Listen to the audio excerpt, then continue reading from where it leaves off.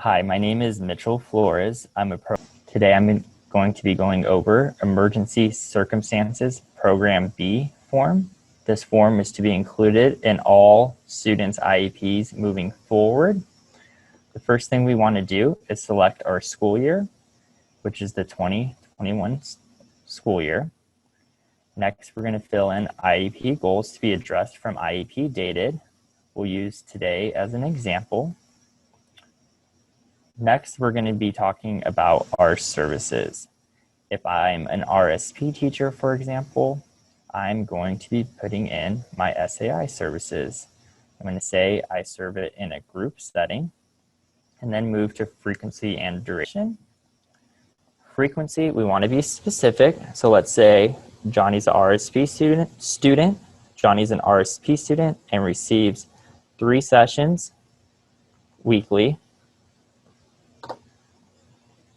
for 20 minutes. It's important that we include weekly, monthly, whatever he's receiving, include that there, and also that you include 20 minutes. You don't want to just put the number 3 or the number 20. After that, we'll move to IEP goals, and we want to reflect the title that's written in our goals page. So for Johnny, let's say we're servicing goals 1 and 2. We want to make sure we're reflecting goal 1 for the 2021, 2022 IEP period, and goal number 2 for the 2021, 2022 IEP period.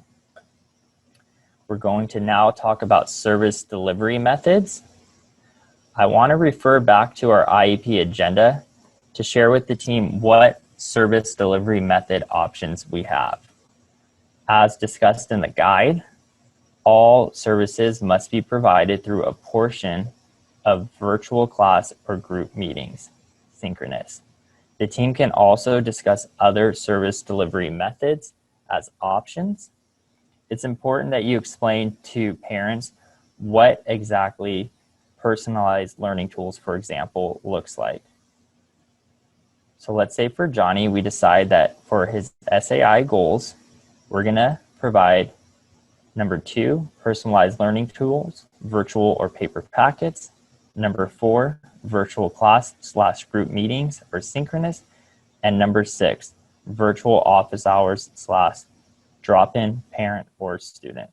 After we explain what that looks like to parent, we're going to go back to our IEP form, and we're going to enter the numbers 2, 4, and 6.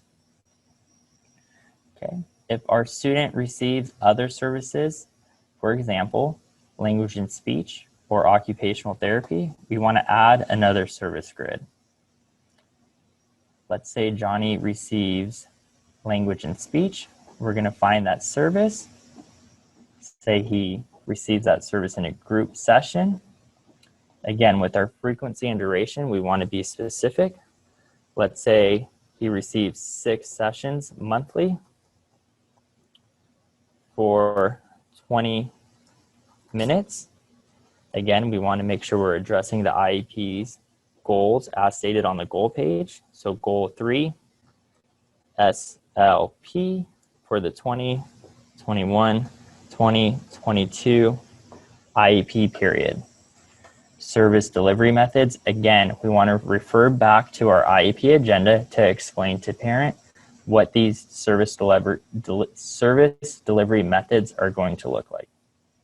For his SLP goals, let's say the teacher or speech therapist is going to provide number 1, teacher / provided posted lessons, asynchronous, online, or through other media. Number 2, personalized learning tools, virtual paper packets. And of course, number 4, virtual class / group meetings, synchronous. We're going to go back to our IEP form and enters numbers 1, 3, and 4. Okay.